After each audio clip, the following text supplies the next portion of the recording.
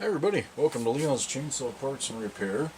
You'll notice from the angle there, I've moved the camera to a different spot trying that out.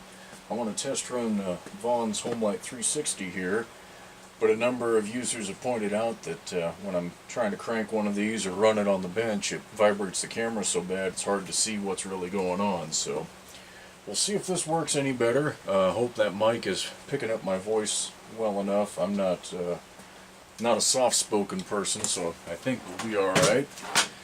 So this 360 came to me in a box of exploded styrofoam.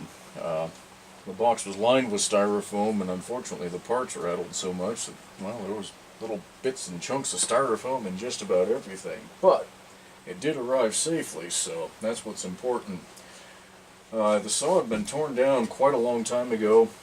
My guess, based on what I found, was the boot went, and the reason I think the boot went, other than they do, is the carburetor screws that were in here were both too long, because the little, I've already thrown it away, the little carburetor adapter that the boot snaps into and the carburetor bolts to, the threads were stripped out. So the longer bolts let it go down further, but I think that was also, from what I could tell, sticking out about, 3/16 to a quarter of an inch down below, and that, as the engine was vibrating, was allowing that screw to hit the boot. So anyway, obviously this thing got a new boot, carb kit, hoses,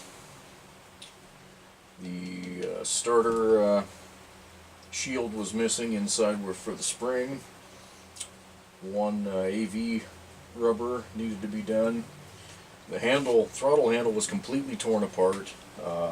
The fast idle catch here was broken off, so the only way you can service that is to take this handle grip off, punch all those pins out, and it's a pain in the neck. I've done a couple of them, so it wasn't too bad, but what I like to do, most of you guys I hope have figured out on the website, I have IPLs posted. They're PDFs, you can download them. That's what I like to do, is open up the PDF, print the page, that way I can work on it. You can see this is all messed up. I can throw that away, it's no big deal. And I'm not soiling a nice original Homelite manual. So anyway, like I say, this thing was completely dry for God knows how long. Let's give it a shot and see if she'll run.